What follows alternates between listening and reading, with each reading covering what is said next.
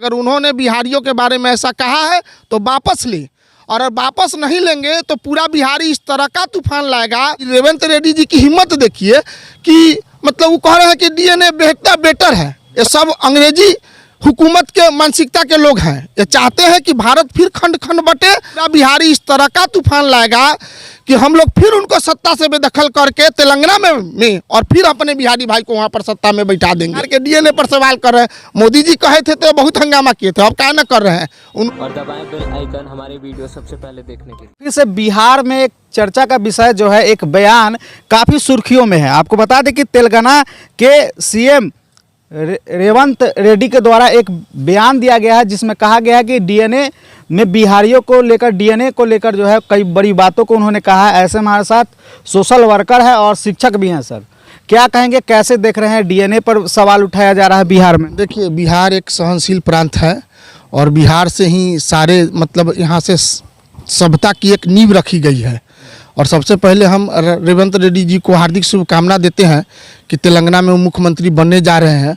और उनको एक कतई शोभा नहीं देता कि वो भारत के किसी व्यक्ति पर, बिहार के नहीं, भारत के किसी व्यक्ति पर ऐसी तरह की टिप्पणी करे। उन्होंने जो टिप्पणी की है बहुत ही शर्मनाक है और इसका जवाब बिहार के मुख्यमंत्री नीतीश कुमार जी को देना चाहिए पूरे बिहारियों के तरफ से। ये व्यक्तित्व, हम लोग के व्यक्तित्व पर सवाल उन्होंने जो उठाया है कि बिहार का डीएनए से तेलंगाना का डीएनए बेहतर है, कैसे, उनको बताना चाहिए, इस बात का स्पष्टीकरण देना चाहिए।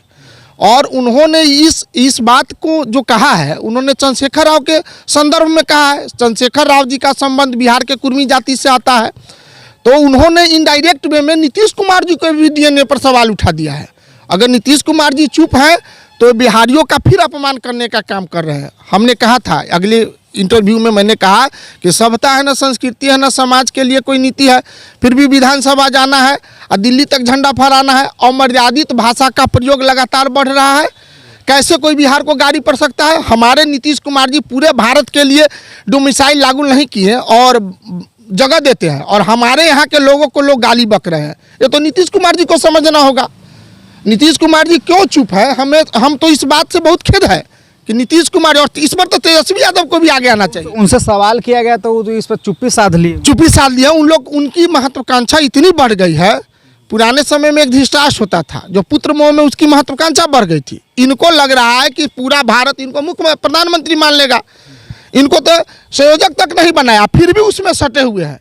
ये तो एकदम बिल्कुल समझ नहीं पा रहे हैं कि बिहार के राजनीति को कहाँ रख दिए हैं, मान स्वाभिमान को कहाँ रख दिए हैं। नीतीश कुमार जी किस तरह की राजनीति करना चाहते हैं बिहार में, ये तो आम जनता भी समझ रही है। और ऊपर से ये रेवंत रेड्डी जी की हिम्मत देखिए कि मतलब वो कह रहे हैं कि डीएनए बेटर है। मतलब हम लोग पूरे भारत की कल्पना कर रहे हैं कि पूरा भारत एक हो। इस तरह का जातिवाद और भाषावाद और क्षेत्रवाद पर राजनीति करने वाले लोग, ये सब अंग्रेजी हुकूमत के मानसिकता के लोग हैं। ये चाहते हैं कि भारत फिर खंड खंड बटे, क्षेत्रवाद पर बटेगा और फिर हम पर कोई दूसरा और शासन करे।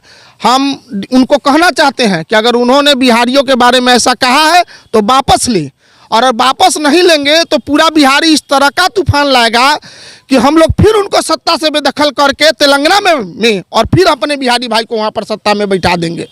ऐसा करना उनके लिए किसी तरह शोभनीय नहीं है, वांछनीय नहीं है। उनको इस तरह का कार्य नहीं करना चाहिए, किस तरह का वक्तव्य नहीं देना चाहिए।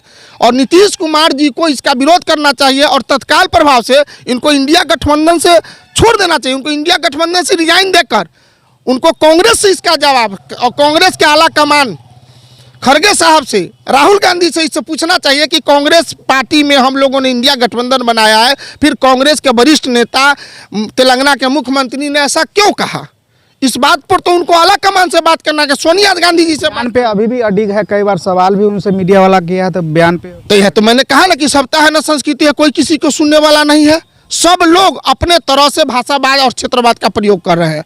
ये बहुत गलत वाला समय में क्या लग रहा है सर, क्या देखने से मिलेगा? ऐसे बयानबाजी चलेगा बिहार के संस्कृतियों पर भी? अब देखिए, ऐसे बयानबाजी से ना हम लोगों को हानि नहीं हो रहा है। पूरा भारत ना अब एक होने के कगार पर आ गया है, जिसका जीता जाता रिजल्ट 4 राज्यों में चुनाव होने पर एक राज्य में ये जो टूट फूट डालने वाले लोग हैं एक राज्य में सिमट गए हैं। पूरा भारत एक हो जाएगा। यहाँ कोई अब हिंदू मुस्लिम रहने वाला नहीं है। धीरे धीरे मुसलमान भाई भी समझ रहे हैं कि हम लोगों को बरगला के ये हम ही लोगों पर शासन किया जा रहा है।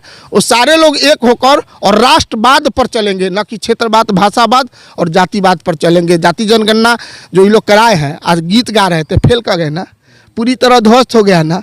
ये नहीं चलने वाला है। सब लोगों को विकास चाहिए, रोटी कपड़ा मकान चाहिए, सुरक्षा चाहिए, सड़क बिजली पानी चाहिए, न कि कुर्मी कहार तेली बनिया बैस क्षुद्र चमार चाहिए।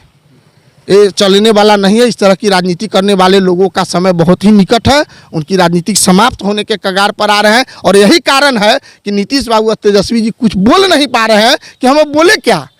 जिस पार्टी को लेकर उन्होंने मोदी जी के खिलाफ इंडिया गठबंधन बनाया और उसी पार्टी के वरिष्ठ नेता उनको बेइज्जत कर रहे हैं, बिहार के डीएनए पर सवाल कर रहे हैं। मोदी जी कहे थे तो बहुत हंगामा किए थे, अब क्या न कर रहे हैं। उनको तो बिहार के मुख्यमंत्री के पद से भी इस्तीफा देना चाहिए और इंडिया गठबंधन से भी इस्तीफा देना चाहिए और सोनिया गांधी से खास तौर पर मिलकर उनसे पूछना चाहिए कि हम लोगों के साथ इस तरह का अमर्यादित भाषा का प्रयोग आपने क्यों किया है। कार्रवाई होना चाहिए पूरी तरह। इनको तो इस पर तत्क्षण कार्रवाई करना चाहिए किसी भी हाल में। और तेजस्वी यादव को भी, बिहारियों के अगर मान सम्मान का थोड़ा भी अगर लाज है तो उनको इस पर आगे आना चाहिए। चिराग जी कहते हैं बिहारी फर्स्ट, वो भी चुप है, सारे लोग चुप है, क्यों? उनको आना चाहिए और इस पर मतलब कड़ी आलोचना होनी चाहिए और बिहार के लोगों को इस पर संज्ञान लेना चाहिए। चलिए, हमारे साथ जो है खास बातचीत करने के लिए हमारे साथ अमरेंद्र ठाकुर जी थे। इन्होंने साफ तौर पे कहा कि उनके जो बयान दिया गया है डीएनए को लेकर, बिहार के अस्मिता के खिलाफ जो है बयान है और सर के बातों से आप लोग कितना सहमत हो भी कमेंट करके बताइएगा। तब तक ले याद दीजिए। जय हिंद, जय